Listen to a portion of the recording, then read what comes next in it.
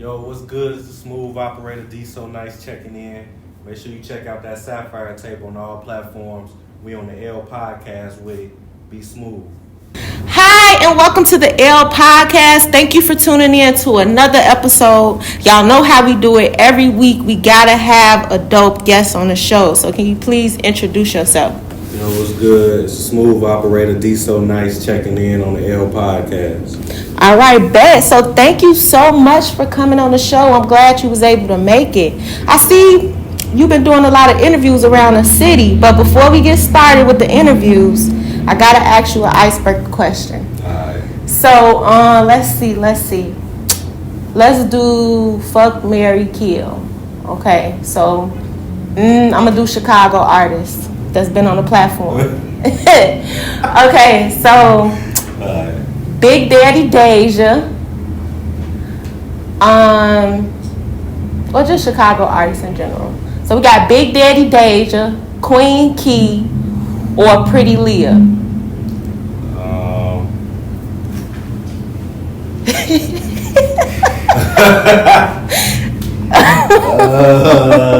Shit. Be careful what you say. I'm sorry, my fault. Well, first off, they all great in their own aspects. So all of them will get the fucking married. But for the premise of the idea, we can clean it up, y'all. I'm gonna give a reason. So I always fucked with Queen Key stuff since probably I found out about her probably 2016, 2017. So I like her music, and I did the Diamond in the Rough challenge. So I'm a married Queen Key. Just recently seen Big Daddy Deja perform live, and I liked her performance. So I'm a fuck Big Daddy Deja, and I haven't had the pleasure of seeing Pretty Leah. I've heard about it. I know that song is great. I'm gonna have to. Okay, damn, but she pregnant. Nah, I'm instigating. I know, I understand. But Bet, thank you so much. All right, so let's get into this artistry, right? So what do you consider yourself, like a rapper, a singer, or? A hip hop rapper, harmonizer, with the proper effects. My voice can do some things, but I'm not no singer by any aspect. Yeah, because I get, when I listen to your music, I get, the trap soul vibe, Okay, Okay, I'll take that. I like that. Yeah. So, okay.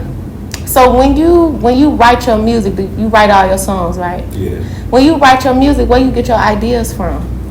Wherever. Recently, it's been a lot of past life experiences, so I've been trying to incorporate that more than just fairy tale lines, whatever, bars, whatever. Been trying to paint pictures with my actual life. So if I get the beat, find a beat, and the idea come, I'm gonna always try to put something that happened in my life that I think was significant and that a fan would like. Okay. To. How long you been doing music? Decade plus. Okay. So the transition, I know you went through some type of transition with your music to get better and better. Unless you've been raw since you was born, No, I've been rapping since about 9, 10, but really been serious since about I was 18, 19. So, like I said, I always loved music and wanted to rap and whatever, be big, whatever. But now it's more so I just want to be myself, find my sound and my lane, and just do what I do from there. So who was your influence? Growing up, Wayne. A lot of Wayne, just heavy, all the mixtape era, people, Gucci, everybody that was coming out with mixtapes every other 2 weeks. You know what I mean? Heavy influence, T.I. on the album side. But as I started growing, Currency been a big one because I feel like that's sort of my lane, sort of my vibe, and I always wanted to connect with him in the future, hopefully. Big Crit as well. I have some Drake influences. I went to a Drake concert. That's what really inspired me to try to take it serious. That was back in 09.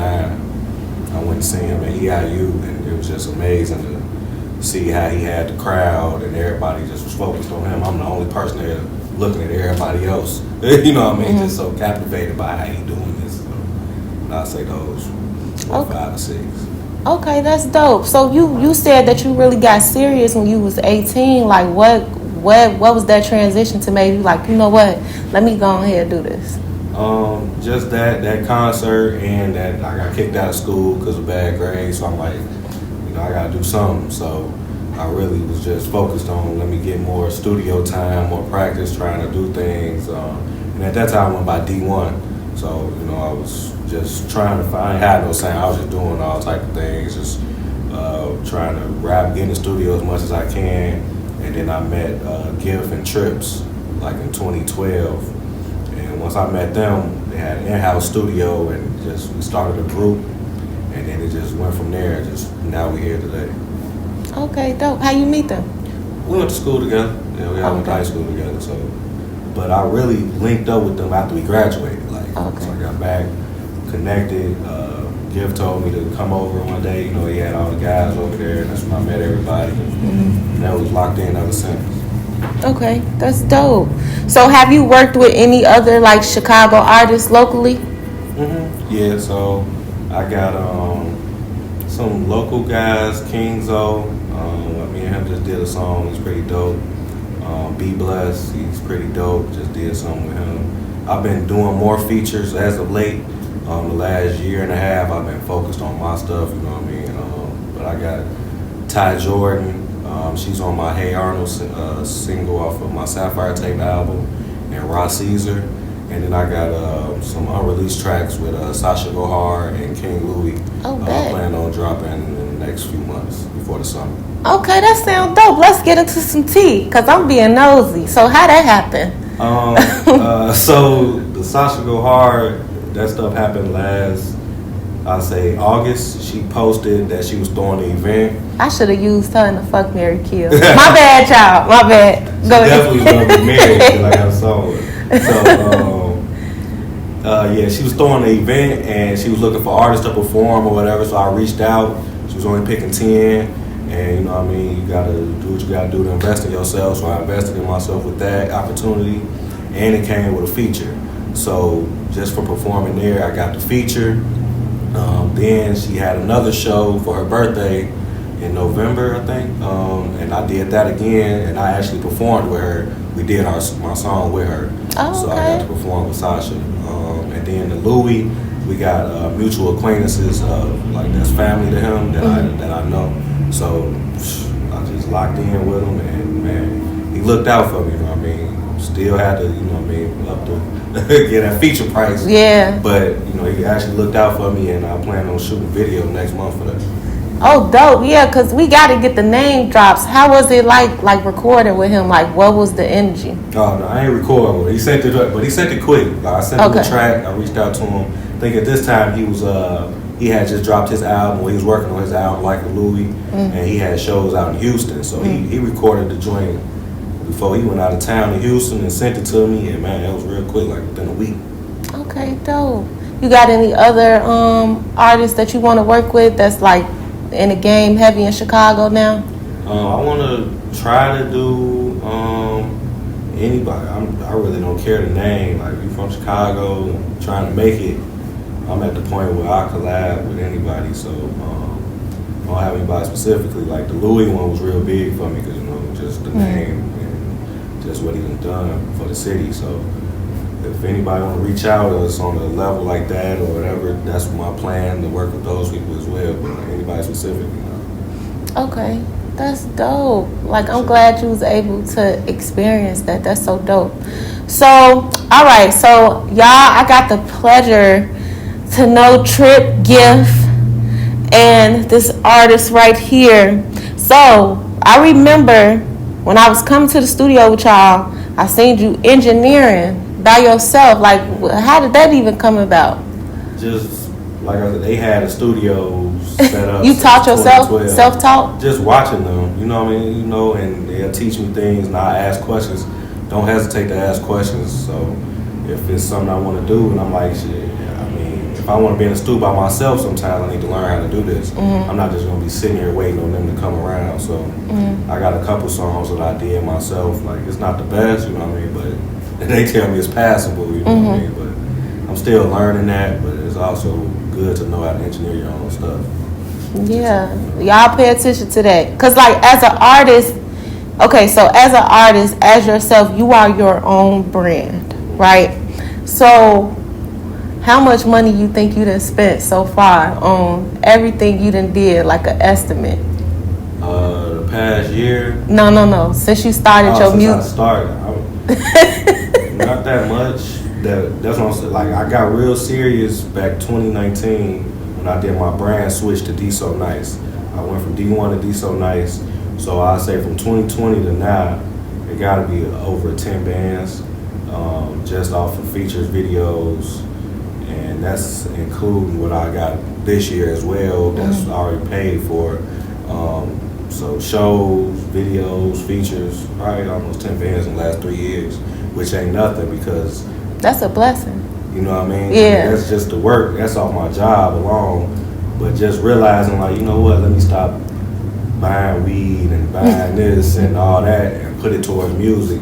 Now, if I got some extra money and my bills and stuff is paid, it's going to some musical marketing because that's been more expensive than I thought it was. Yeah, marketing. So, oh my God, I've been learning that the past year and a half, that the marketing side of it, radio play, all that type of stuff is expensive too. So, but I know that it's worth it in the end to get that stuff done. Like I said, I've been learning what to pay for and what not to. And a lot of the good opportunities I've gotten from paying for things have been free. Like I got some blog posts on Ghetto Flower. They up and coming, real dope in Chicago. Man, there's been some outside sources from Texas, interviews. Detroit interview was free. Just different people that just genuinely see that I'm taking my craft serious will give you the opportunity. Oh, so you did an interview in Detroit. Talk about that. I didn't actually go. I got a couple that I can go to, but I did a few IG Live out of town interviews with it's the Friends podcast in Detroit and it's Enough Talk podcast in Houston. I did those two. I got plans to do a couple more. Just like I said, I've been trying to find more resources and more networking outside of Chicago.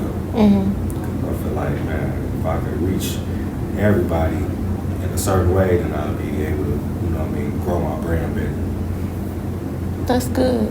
That's really good. I think people get, artists know, but I think people get things misused on how much artists really have to invest in themselves. Like I'm an advocate for artists because it's no idea, it's ridiculous like how much money you got to spend on yourself just for you to get scammed from a record label or just for you to get killed and they take your life insurance money or your people don't even know what to do because you did all that work just to come out of nothing like that.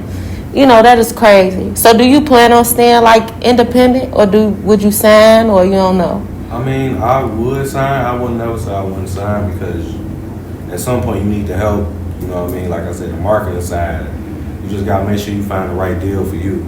Like, so if somebody offering to let me keep all my originality, my creative aspect on my music, I'm with it.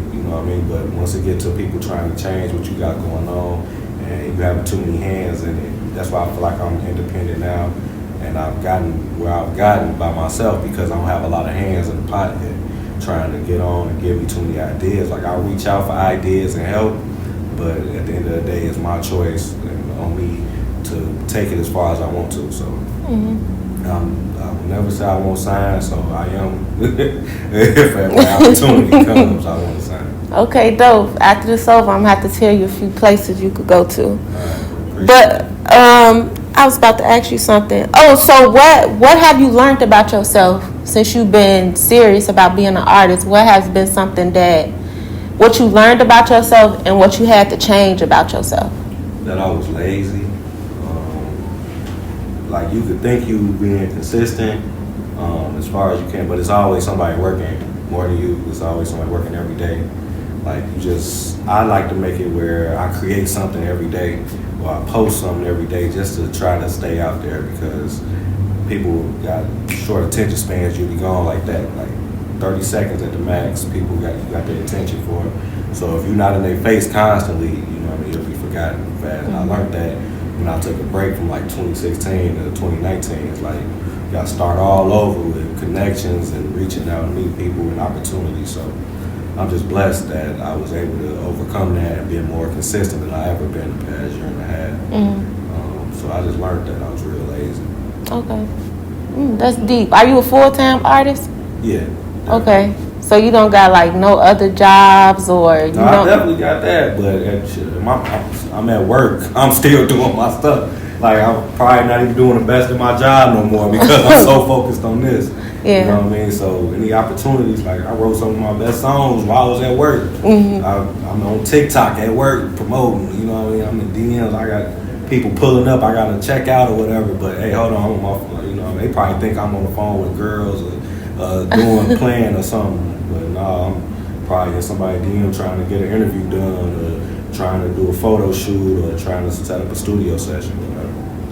Okay. Ooh, that's so deep. So even, because there's some people out here who just a full-time artist or whatever, however they get their funds. But it's good that you know you working and you providing for yourself, and also you're a family man too, right? Yeah, congratulations on your son that you just had. So how's like being a dad and an artist and you gotta go to work? Like it's cool now because he's getting a little older where he's sleeping a little bit more. I don't gotta worry about a fussy newborn and all that stuff. So I took a break from shows and all that stuff during the summer up until the winter, probably from March until like after summer. I probably had 2 shows every week. I was always out trying to, just trying to get my face out there.